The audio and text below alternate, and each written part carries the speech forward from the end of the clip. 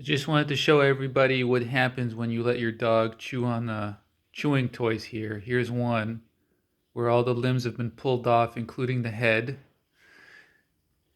Here's another one where we just have the leg remaining. And here's work in progress.